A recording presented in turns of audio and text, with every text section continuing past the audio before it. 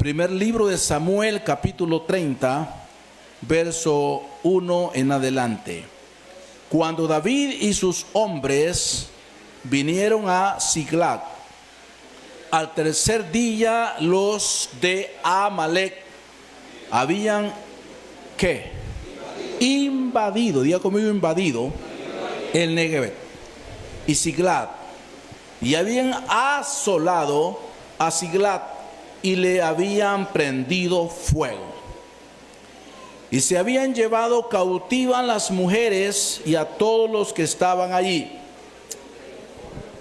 desde el menor hasta el mayor. Pero a nadie habían dado muerte, sino se los habían llevado al seguir su camino. Vino pues David con los suyos a la ciudad, y he aquí que estaba quemada, y sus mujeres y sus hijos e hijas habían sido llevados cautivos. Entonces David y la gente que con él estaba alzaron su voz y lloraron hasta que les faltaron las fuerzas para llorar. Las dos mujeres de David, Ahinoam, jezreelita, y Abigail, la que fue mujer de Nabal, del Carmel, también eran cautivas. Verso 6. Y David se angustió porque el pueblo hablaba de apedrearlo, pues todo el pueblo estaba en amargura de alma, cada uno por sus hijos y por sus hijas. Mas David se fortaleció en Jehová su Dios. Diga conmigo esa última palabra. Mas David se fortaleció en Jehová su Dios. Tomen sus lugares. Gloria al Señor. Sé que hay un lema para estas actividades, estas confraternidades que la Federación de Señores está desarrollando a nivel del país, en las diferentes zonas, occidente, centro, para central y oriente. Y por ello, hermanos, quiero hablarle de un tema: el hombre conforme al corazón de Dios se fortalece en Dios. Un hombre conforme al corazón de Dios se fortalece en Dios. La escritura que leía al principio el hermano que hizo la apertura es tan importante, hermanos, en este tema como también la que he leído hoy. Capítulo 13, hermano Mario Alas leía esta escritura del libro de los Hechos, y más que todo el verso 22, donde dice la palabra: quitado este,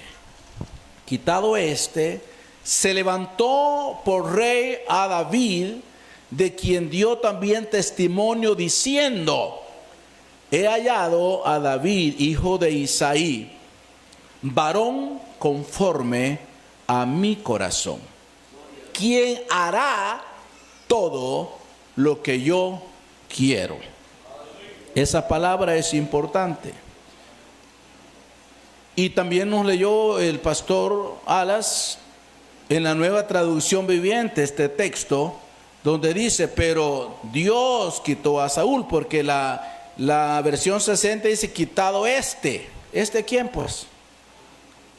Pero esta versión dice: pero Dios quitó a Saúl. Y luego lo reemplazó con David, un hombre de quien Dios dijo: he encontrado en David, hijo de Isaí, a un hombre conforme a mi propio corazón. Él hará todo lo que yo quiero que haga. Entonces vamos a hablar de David. Hay algunas comparaciones. Voy a dividir esta enseñanza en tres partes. La primera es las comparaciones que hay entre Saúl y David. Todos sabemos, hermanos, que eran similares.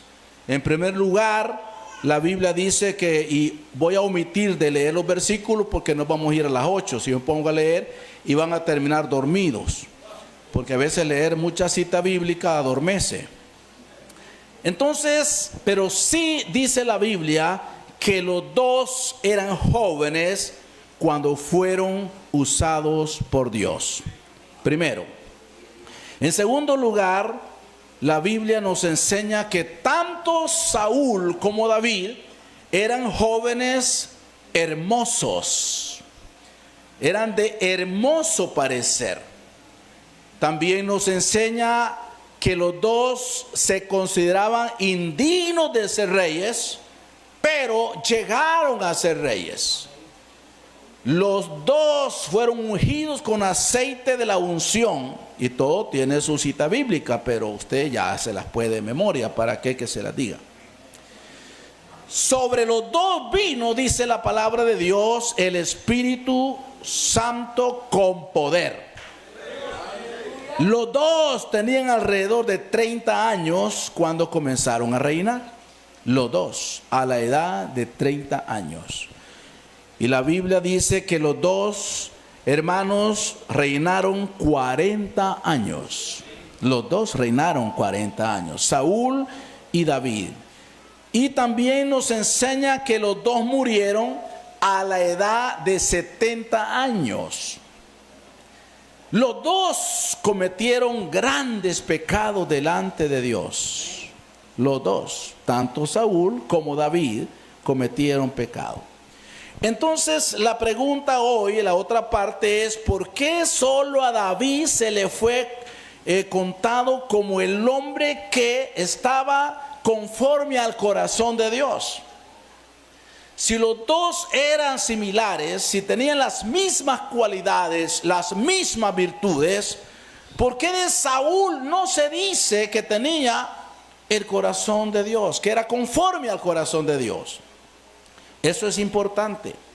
Número uno, Saúl comenzó a reinar bien. Pecó contra Dios y terminó mal. Eso sí lo vamos a leer. El primer libro de las Crónicas, capítulo 10, versos 13 y 14, dice así la palabra de Dios. Así murió Saúl por sus rebeliones con que prevaleció contra Jehová, contra la palabra de Jehová, la cual no guardó, y porque consultó a una adivina y no consultó a Jehová, por esta causa lo mató y traspasó el reino a David, hijo de Isaí. O sea, pecó. Aunque fue rey, él comenzó bien, pecó contra Dios y terminó mal. Ahora nosotros leemos que David también pasa por el mismo proceso. Comienza bien. Y al igual que Saúl pecó delante de Dios, la diferencia es que David terminó bien.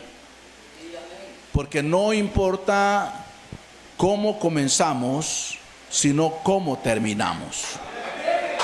Y quizás dentro de ese transcurso de la vida hay fracasos. Pero oiga lo que dice la Biblia de David.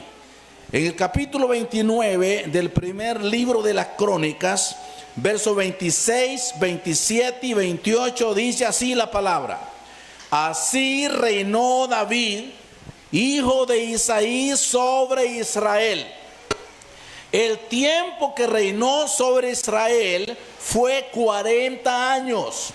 7 años reinó en Hebrón y 33 reinó en Jerusalén. Y aquí está el final de David. Y murió en buena vejez, lleno de días, de riquezas y de gloria. Y reinó en su lugar Salomón, su hijo.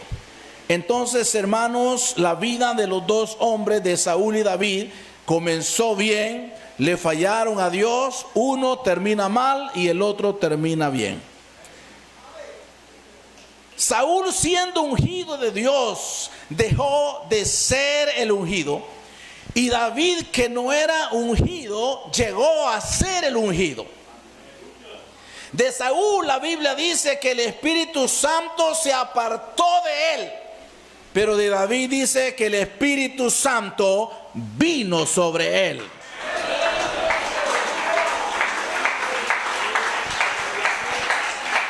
El primer libro de Samuel, capítulo 16, versos 13 y 14.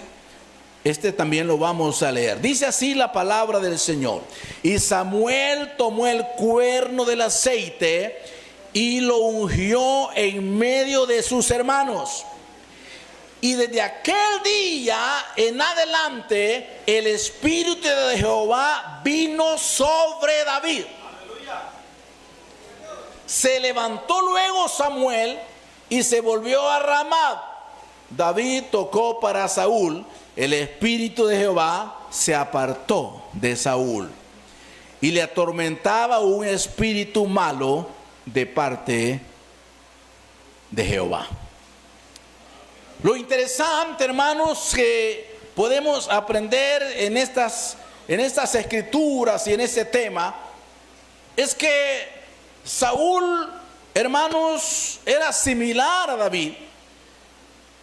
Y ahora la Biblia dice en esta escritura de Hechos 13, 21 y 22, habla de los dos hombres donde dice, luego pidieron rey.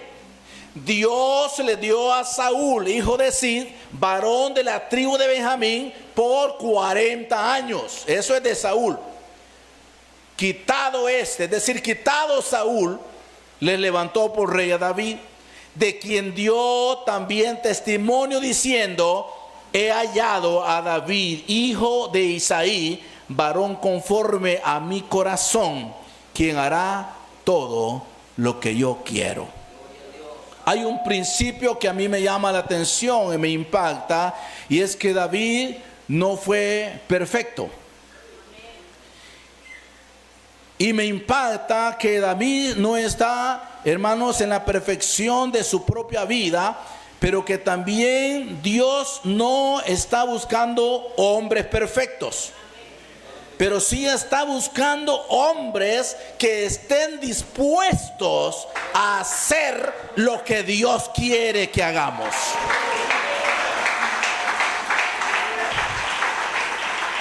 A veces cuando hablamos a los matrimonios decimos es que mujeres perfectas no hay y hombres perfectos peor. No habemos. Entonces, hermano, pero lo importante es Dios quiere obediencia. Dios quiere hacer grandes cosas en su iglesia. Dios quiere mover su iglesia. Y eso lo va a hacer por medio de hombres que estén dispuestos a ponerse a la orden del Señor y hacer lo que Dios quiera que nosotros hagamos. Que prediquemos, que sigamos predicando la doctrina que los apóstoles predicaron. Que prediquemos la doctrina apostólica. Que sigamos predicando que Dios es uno y que uno es su nombre. Que sigamos predicando que el bautismo en agua es en el nombre del Señor Jesucristo para el perdón de los pecados. Que sigamos predicando que el Espíritu Santo es una señal. Hablar en lengua es una señal de recibir el Espíritu Santo y que es necesario para todos los pentecostales. Que sigamos enseñando que hay que perseverar hasta el último día final, porque si no perseveramos, aunque seamos bautizados, no nos vamos a salvar. Entonces Dios quiere que prediquemos, y no es otra persona, no son los testigos, no son otros religiosos, somos nosotros, los pentecostales bautizados en el nombre del Señor Jesucristo, que tenemos que hacer lo que Dios quiere. Lo que Dios no encontró en Saúl, lo encontró en un hombre que ni siquiera estaba en el linaje de los reyes. Uno puede pensar que porque ya hacemos algo para Dios, somos las personas más útiles. Porque uno hace una pequeña obra y la anda contando a medio mundo. Y si el pastor no lo felicita, usted se resiente. No, usted, algunos. Yo hice esto y el pastor ni siquiera las gracias me dio. Yo quería que la gente supiera lo que yo hice. Que diga cuánto yo doy de mis diezmos. Que diga cuánto doy en proconstrucción. Que diga que yo oré por el hermano fulano y se sanó, pero el pastor ni siquiera me menciona. No importa que el pastor no nos mencione. No importa que el pastor no nos dé la gracia, aunque es nuestro deber darle la gracia a los miembros, pero lo importante es que Dios toma en cuenta todo lo que usted hace para la obra del Señor. Pero digo, a veces uno cree o piensa que por algunas obras que hacemos ya somos las personas más útiles que hay. Pero hay un versículo que a mí me pone en... No sé, puedo decir que podemos clasificar en qué posición estamos. Y es Lucas 17:10. Y ahí usted me dice en qué posición podemos colocarnos. Dice ese versículo. El Señor dijo estas palabras: así también vosotros, cuando hayas hecho todo, diga conmigo todo, lo que os ha sido ordenado, decid, siervos inútiles somos. Wow. Aún dice, así también vosotros, cuando hayáis hecho todo lo que ha sido ordenado, decid, siervos inútiles somos. Pues lo que debíamos hacer, hicimos. O sea que Jesús nos coloca en la categoría de inútiles, haciendo aún todo lo que Él quiere que hagamos. Entonces, que si nos clasifica el Señor de acuerdo a lo que nosotros hacemos, ¿en qué posición podíamos encontrarnos? Alguien dijo que hay útiles, inútiles y reinútiles. Pero lo que está diciendo es que aun cuando hagamos todo, y todo es todo, todo es que hablemos del mensaje del nombre de Jesucristo, que oremos por los enfermos, que prediquemos la unicidad del Señor, que celebremos al Señor en cada culto, que le demos nuestra alabanza a Él en cada culto, que no importa el calor, no importa el frío, no importa la lluvia, no importa lo que suceda, yo quiero dar lo mejor que yo tengo para nuestro Señor Jesucristo. Pero David tenía sus problemas, y aquí la lectura que encontramos tuvo una situación. Por eso le dije que la tercera parte es que un hombre conforme al corazón de Dios tiene que fortalecerse en su Dios. Quizás no haya ningún hombre que no, en algún momento de la vida, no haya experimentado un fracaso. Diga conmigo, fracaso. A veces pensamos que fracaso solamente es caerse del evangelio, pero hay fracasos familiares. Hay fracasos económicos. Alguien puede tener y de repente no tiene nada.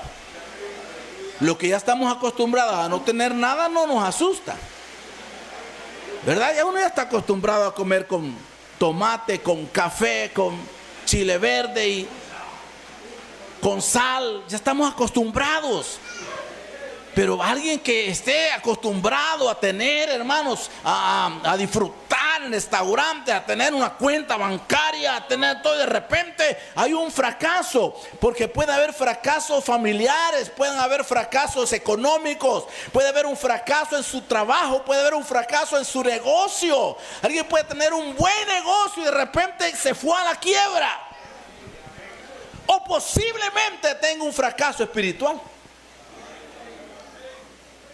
O posiblemente esté a punto de fracasar en sus emociones, ya se está sintiendo como desanimado, como que ya no siente voluntad. Va a la iglesia, pero solamente para que no lo critiquen, o para que el pastor no vaya a decir que usted es haragán o que cualquier cosa. Pero hermanos, vamos quizás no con el ánimo que deberíamos de ir. Puede ser un fracaso. David tuvo ese fracaso. La razón es por qué hay fracasos es porque hay un enemigo que siempre estará atacando. Hay tres enemigos más fuertes por los cuales todo hombre de Dios luchamos. Uno es el diablo y sus demonios. Número 2, el mundo y sus influencias. Y número 3, la carne y los deseos. Cuando entendemos las tácticas del enemigo, entonces podemos tratar de protegernos del ataque. Nadie puede defenderse si no sabe por dónde le va a venir el ataque. El pasaje bíblico que hemos leído al principio nos habla del ataque que los amalecitas hicieron en Siglag y cómo fue la estrategia que ellos tuvieron. Verso 1, 2 y 3, se lo voy a leer. Cuando David y sus hombres vinieron a Siglag, al tercer día los de Amalec habían invadido, diga conmigo, invadido el Neguet y a Siclag, y habían asolado a Siclag y le habían prendido fuego y se habían llevado cautivas las mujeres y todos los que allí estaban, desde el menor hasta el mayor. Pero a nadie habían dado muerte, sino se lo habían llevado al seguir su camino. Y el verso 3, vino pues David con los suyos a la ciudad, y he aquí que estaba quemada, y sus mujeres y sus hijos e hijas habían sido llevadas cautivas. Es decir, que el enemigo busca por dónde invadir. El enemigo, hermanos, el diablo no es omnisciente, pero le basta, hermanos, un poco de tiempo para observarnos y saber cuál es la parte débil que nosotros tenemos.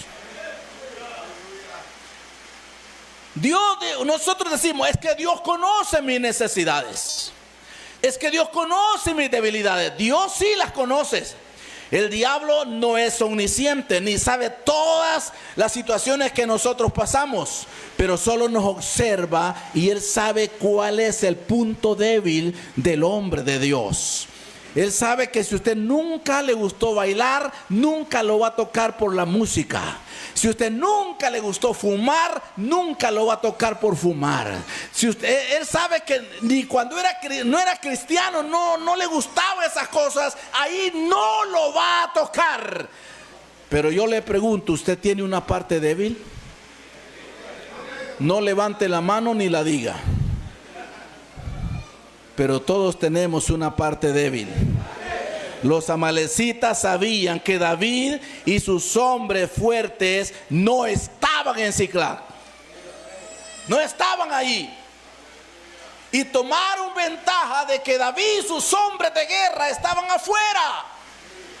Entonces dijo, David no está ahí, sus hombres de guerra no están ahí, solo están las mujeres y los niños. Así es que vamos a entrar y vamos a invadir. Sabían cuál era la debilidad. David no estaba ahí. Los hombres de guerra no estaban ahí. Encontraron solo mujeres y niños. Y se llevaron a las mujeres y quemaron la ciudad.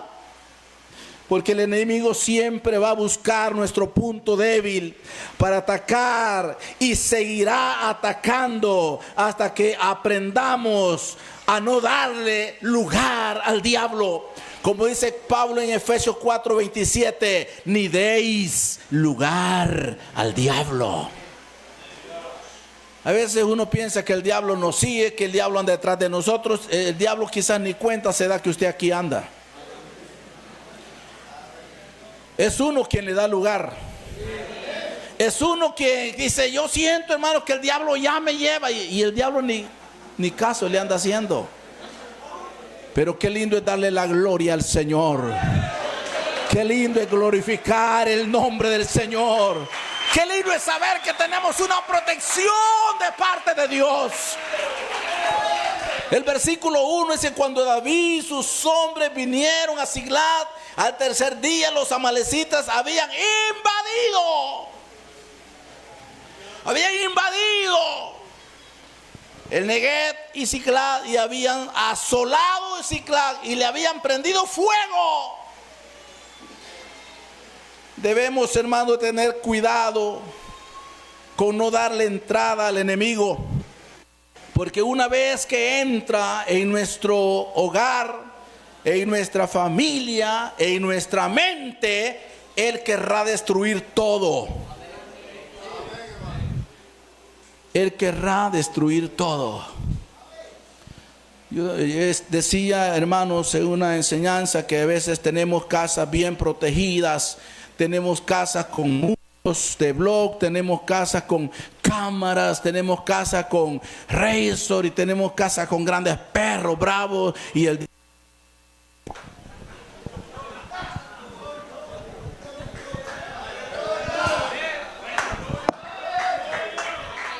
ese no fue el diablo, fueron las baterías. Lo que voy a repetirlo por si no lo entendieron. Hay casas que tienen mucha protección, tienen muros grandes, tienen rezos sobre los muros, tienen perros de esos más bravos que hay, tienen cámaras por todos lados, un vigilante allá en la puerta, y para entrar a esa casa hay que tocar un botón y allá adentro le contesta quién es. Y no nos hemos dado cuenta que el enemigo ya invadió nuestra casa, ya invadió nuestra familia, está destruyendo sus hijos. Él ha invadido su mente y su corazón, y ya no hay paz en esa casa, ya no hay amor en esa familia. Es por eso que necesitamos protegernos con la unción del Espíritu Santo cada día.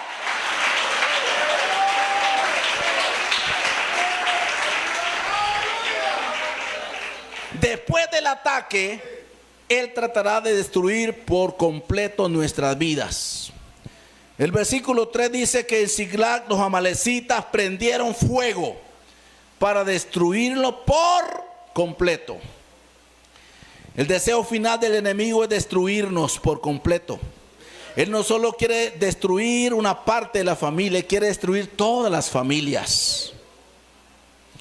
Aunque el enemigo es poderoso, no es todopoderoso. Y si usted dice, el diablo no tiene poder, sí tiene poder. Usted lo puede decir en el culto, porque estamos todos juntos. Dice, si el diablo viene, me subo encima de él y lanzo en él. Dígalo aquí.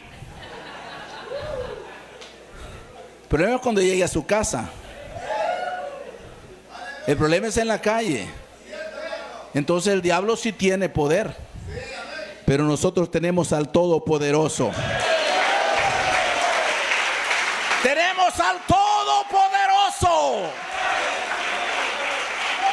Lo que pasa es que el enemigo quiere que nosotros pensemos que él es más fuerte de lo que realmente es. El enemigo aparenta fuerza cuando ataca la parte débil que nosotros tenemos. Es por ello que tenemos que fortalecernos en el poder de Dios. Pablo dice: por lo demás, hermanos míos, fortaleceos en el Señor y en el poder de su fuerza. Fortaleceos en el Señor y en el poder de su fuerza. Vestidos de toda la armadura de Dios, para que podáis estar firmes contra las acechanzas del diablo. El diablo no va a temer porque usted fue boxeador, fue policía, fue guerrillero. Eso no le asusta al diablo. Ah, mira el diablo, yo fui guerrillero. No, eso no le asusta. Lo único que el diablo teme es el poder de Dios sobre su vida. Es la unción del Espíritu Santo sobre su vida. Es esa unción que reposa sobre los pentecostales. A eso sí le tiene miedo. Las reacciones después del ataque del enemigo. Mira la reacción. Y es que David aquí tuvo una situación bien difícil. Se puede imaginar cómo se sintió David y sus hombres valientes, hombres de guerra, al llegar a Siclag y decir: mi amor, ya vine. ¿No hay nadie en la casa? ¿Y qué? No había nadie. ¡Hijos! Porque todos los hijos que salían a encontrar a los hombres de guerra, salían a encontrar a David y los hombres de guerra. Papi, qué bueno que regresó vivo. Y cuando llegan: ya vine. No hay nadie. Hijos, no hay nadie. Wow. Las mujeres y los hijos habían sido llevados por los enemigos.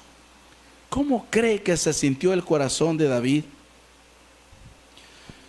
Por eso es que el verso 3 y 4 dice así, mire: vino pues David con los suyos a la ciudad, y aquí que estaba, número 1, quemada, y sus mujeres y sus hijos e hijas habían sido llevadas cautivas.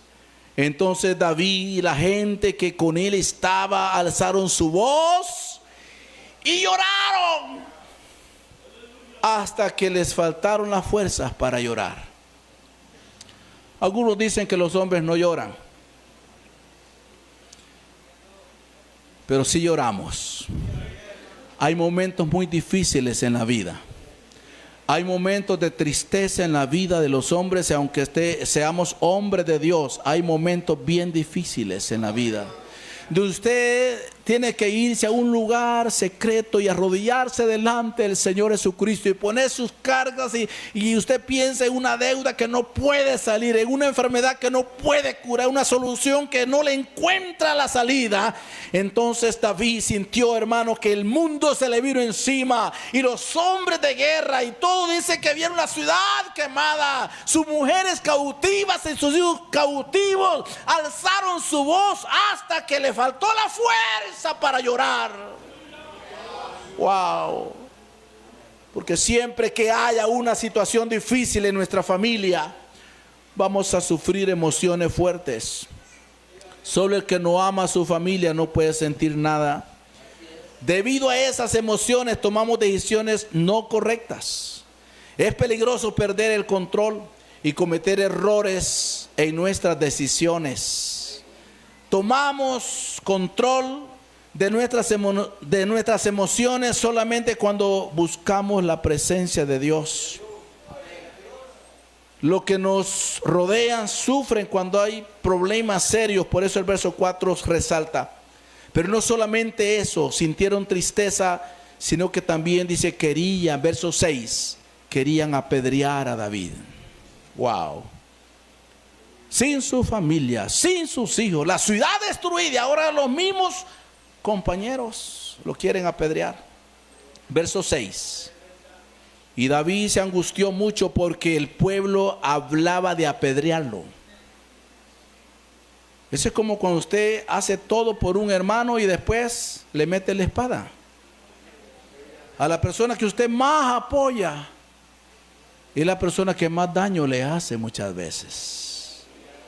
No solamente sintieron tristeza, sino que también querían apedrear a David. ¿Será que odiaban a David? No, no lo odiaban. Si eran sus hombres de guerra. No es que odiaban a David, sino que cuando no tenemos control de nuestras emociones, comenzamos a pensar locamente y que las pague hasta el que no las debe.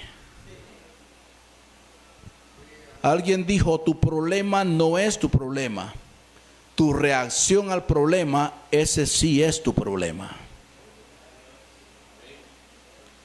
¿Cómo reaccionamos a la hora del problema? Ahí se ve.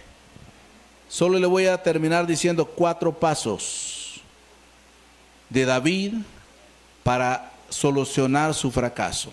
Y esto, si no se puede llevar algo más, lléveselo en su mente.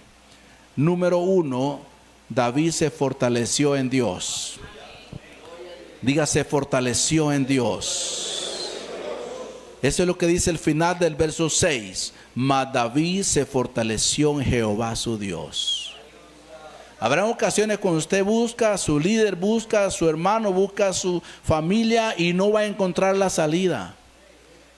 Y podrá decir, hermanos, lo mejor es decir como dijo David, alzaré mis ojos a los montes. ¿De dónde vendrá mi socorro? Y la respuesta es: mi socorro viene de Jehová, que hizo los cielos y la tierra. Es que a veces, hermanos, buscamos la fortaleza en cosas equivocadas, en personas equivocadas, que no tienen la salida a nuestras dificultades. Es como con usted, no sé si usted ha pasado por esa situación, yo sí la he pasado, de dar prestando. Mi pobre madre, como nosotros éramos pobres, sino que repobres, me mandaba a fiar a un tío que tenía una tienda, y yo le decía: yo no quiero ir. Pues usted va a ir a pedir fiado, hermanos. No sé si usted ha pasado por eso, andar prestando. No sé si a usted le ha pasado eso. A mí sí ya me ha pasado, no sé si usted, pero si no ha sentido, gracias a Dios, andar prestando. Y mire que fíjese que yo tengo un problema, y fíjese que se me arruinó el carro, y yo que quiero arreglarlo, y si ni para la gasolina tengo. Y después de que le cuenta la gran historia, le dice: lástima que no tengo, y yo se lo prestaría. Lástima. No, mi amigo, si yo tuviera, usted sabe, ya se dio cuenta que usted anda prestando. Y lo contamos a medio mundo y no encontramos la salida, no encontramos la solución. A veces hasta contamos una gran historia, como un hermano que contaba un pastor que llegó el miembro y dice: mire, pastor, fíjese que yo vengo a contarle que fíjese que, ¿cómo ha estado, pastor? Bien, gracias a Dios. Pues sí, pastor, y me alegro que esté contento, pastor. Sí, gracias al Señor. Y después de 15 minutos llega otro hermano y le dice: hermano pastor, Dios le bendiga, pase adelante, hermano. No, solo veo que me preste $10. Y se lo dio. A eso venía yo también, le dijo. No, hombre, lo único que tenía ya se los dile, porque nunca me dijiste, porque eso cuesta, hermanos. El otro llegó solo al mandado. Y uno tiene que andar contando una historia para que le hagan el favor. Pues yo quiero decirte algo en esta hora. Dios tiene la respuesta a cualquier necesidad.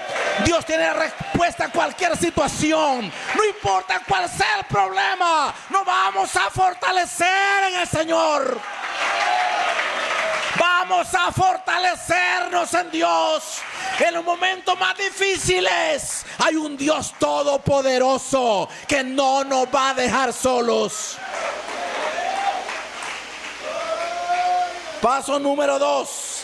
David se acercó al sacerdote. Verso 7. Y dijo David al sacerdote Abiatar, hijo de Ahimelech: yo te ruego que me acerques el efod. Quería conectarse con el tabernáculo de reunión. Eso significa que cuando el problema venga, algunos quieren solucionarlo alejándose de la iglesia. Hermano, ¿y por qué ya no va a la iglesia? No, es que tengo problemas. Esa no es la salida. Esa no es la solución. Si usted se deja de congregar porque tiene problemas, va de retroceso. Es el momento de acercarnos a la presencia de Dios. En medio de los problemas, Dios se va a glorificar. En medio de los problemas, Dios va a mostrar su gloria.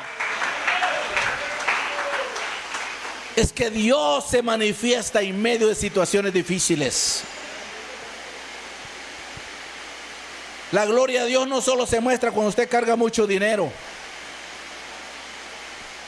No se manifiesta solo cuando el culto estuvo. ¡Oh, qué culto más poderoso! Todos danzamos en esta vez. No solamente ahí se manifiesta la gloria de Dios.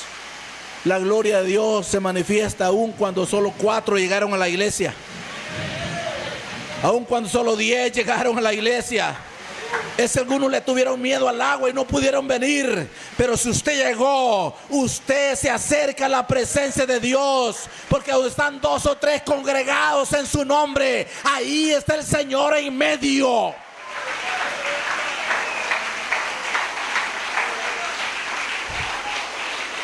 Número 3.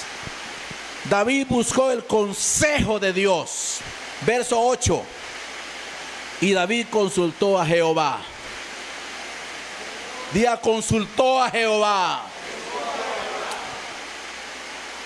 Es que muchas veces buscamos los consejos en las personas equivocadas.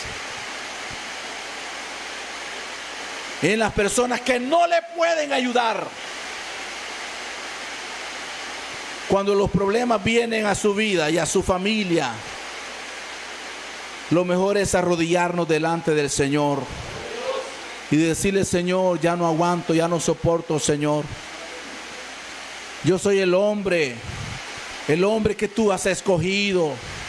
Soy el hombre conforme a tu corazón, pero me siento débil.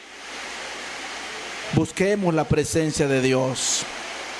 Y por último, paso número 4, David decidió levantarse de la derrota. Verso 9 y verso 10, y aquí termino.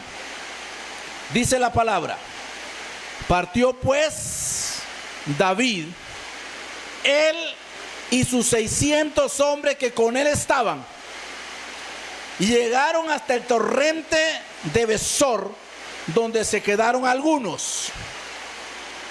Pero David siguió adelante con 400 hombres, porque se quedaron atrás 200 que cansados no pudieron pasar el torrente de Besor.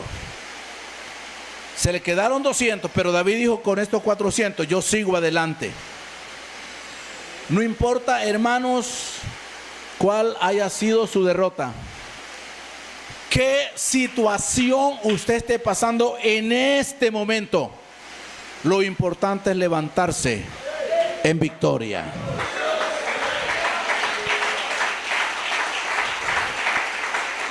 Porque Dios no busca hombres perfectos, busca hombres obedientes que reconozcan que sin Él también no podemos seguir adelante. Vamos a ponernos en pie. David se fortaleció en su Dios. Se fortaleció en Dios. Era el hombre conforme al corazón de Dios, pero lloró. Y lloró hasta que ya no tenían fuerzas. Yo quisiera decirle en esta tarde que los hombres también lloramos. Los hombres también sufrimos. Los hombres también los desanimamos. Pero esta tarde hemos venido para tomar fuerzas en la presencia de Dios. Es posible que a veces uno se ve como alegre y la gente dice: galán el hermano fulano que no tiene problema, galán la hermana fulana solo contenta anda, solo sonriente el hermano. Pero solo usted sabe lo que está pasando. Si hay alguien que quiera acercarse a Dios hoy y pedir su fortaleza, tenemos aquí un grupo de pastores maravillosos que queremos orar por usted. Pero necesita venir a este altar y fortalecerse en la presencia de Dios. Tenemos muchos pastores con nosotros. Vamos a pedir que Dios le fortalezca. Desconozco cuál sea su necesidad. Desconozco cuál sea su debilidad. Pero hoy, esta tarde, nos fortalecemos en el poder de Dios. Hermanos pastores, yo quiero que se acerquen todos. Vamos a orar por nuestros hermanos. Vamos a fortalecernos en el poder de Dios. Oh, aleluya, aleluya, aleluya. Esta es su hora, este es el momento. Esta es la oportunidad donde vamos a pedir esa fuerza del Espíritu Santo.